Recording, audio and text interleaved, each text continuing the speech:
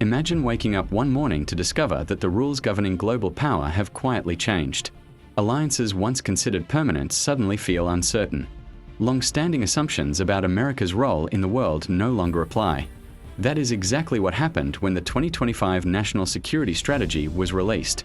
A document expected to reaffirm stability instead triggered confusion, concern, and intense debate.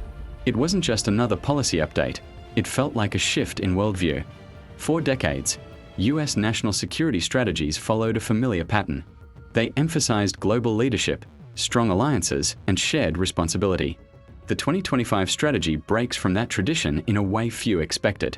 To understand why this document matters, we first need to understand what a national security strategy actually is. Every US president publishes one to outline how America views threats, partners, and priorities. It acts as a roadmap for diplomats, military leaders, and allies around the world. Historically, these strategies aimed to provide reassurance. They told allies where the US stood and warned adversaries what lines could not be crossed. Stability, predictability, and leadership were always central themes. But the 2025 strategy feels different. Instead of reinforcing continuity, it reads more like a declaration of intent. Not just a foreign policy shift, but a redefinition of America's identity. At the heart of the new strategy is a powerful idea. America, it argues, must turn inward before it can lead outward. Internal pressures are portrayed as greater threats than distant rivals. Immigration, border security, and cultural cohesion are elevated to top national security concerns. The document suggests that unchecked internal change weakens the nation more than foreign adversaries ever could. This framing represents a dramatic departure from past thinking. Previous strategies focused on threats overseas. Terrorism, rival powers, and global instability dominated the conversation. In 2025, the focus has moved closer to home.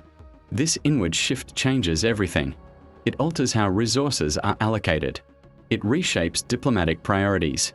And it forces allies to reconsider America's long-term commitments. One of the most striking elements of the strategy is its revival of an old doctrine. The Monroe Doctrine, first introduced over 200 years ago, returns with modern language and sharper intent. But this time, it comes with new consequences. The original Monroe Doctrine warned foreign powers to stay out of the Western Hemisphere. The 2025 strategy expands on this idea, framing Latin America as a core security zone. Rival influence in the region is described as unacceptable. The message is direct. The United States intends to reassert dominance in its hemisphere. Strategic waterways, trade routes, and regional governments are now matters of heightened concern. This approach unsettles many Latin American nations. Some see it as protection. Others see it as interventionism returning under a new name. Either way, the signal is clear. Europe, however, may be the most affected by the new strategy. For decades, Europe was described as America's closest and most reliable partner. The tone in 2025 is noticeably colder. Instead of reassurance, the document raises doubts. It questions whether European nations can remain stable, capable allies amid demographic decline and migration pressures. This language shocked many policymakers across the continent. For the first time in generations, Europe is not guaranteed automatic American support. NATO members are told to dramatically increase defense spending. The US signals it will no longer carry disproportionate burdens. This represents a psychological shift. Alliances are no longer framed as permanent bonds. They are presented as conditional relationships based on performance and contribution. Some European leaders interpreted this as a wake-up call. Others saw it as abandonment. Either way, the certainty that once defined the transatlantic relationship has been shaken. The strategy also redefines economic power as a form of national security. Manufacturing, supply chains, and trade are no longer just economic issues. They are treated as strategic vulnerabilities. The document emphasizes reshoring industry. It warns that reliance on foreign production, especially from rival states, creates dangerous exposure. Economic independence becomes synonymous with national resilience. Technology plays a central role in this vision. Artificial intelligence, quantum computing, and advanced manufacturing are described as pillars of future power. The race for technological dominance is framed as existential. Rather than relying on global markets, the strategy encourages heavy domestic investment. Tariffs, subsidies, and industrial policy are justified as defensive tools. Security and economics are fully merged. The Middle East, once the centerpiece of US strategy, receives far less attention. The region is described in transactional terms. Energy and commerce replace democracy promotion and nation building. This signals a quiet withdrawal from long-term engagement. Stability matters, but transformation no longer does. The focus shifts from shaping the region to managing risk. Asia remains strategically important, but with narrower objectives. Preventing forced changes to Taiwan's status is central. Balancing China's influence is framed as deterrence rather than partnership building. The language is noticeably harder. Cooperation gives way to containment.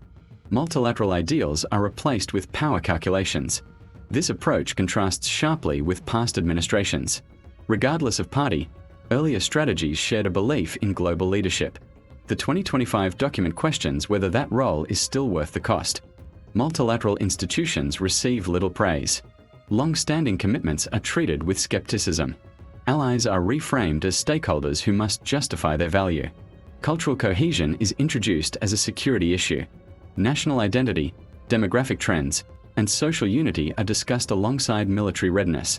This blending of domestic and foreign policy is unprecedented in modern US strategy. International reactions were swift. European leaders expressed concern and disappointment. Many feared the erosion of values-based cooperation. In Latin America, reactions were mixed. Some governments welcomed stronger border and crime policies. Others worried about renewed US dominance. China and Russia studied the document closely. A United States focused inward could create openings abroad. Strategic patience becomes a viable option for both powers. At home, reactions were deeply divided. Supporters argued the strategy finally reflects reality. Critics warned it risks isolation and global instability. Some see the document as overdue honesty. Others see it as strategic retreat disguised as strength. The debate reflects broader uncertainty about America's future role. This strategy may redefine an entire decade. It promises renewal through focus and discipline, but it also risks weakening trust and predictability. Whether it makes America safer remains an open question. History suggests power vacuums rarely remain empty. Retreat in one area often invites competition in another. What is certain is this: the 2025 National Security Strategy marks a turning point. It closes one chapter of American leadership and opens another, one filled with uncertainty. The world is adjusting. Allies are recalculating. Rivals are watching closely. And as the global order shifts, one question remains unanswered. Is this the beginning of a more secure America, or the start of a more divided world? Only time will tell.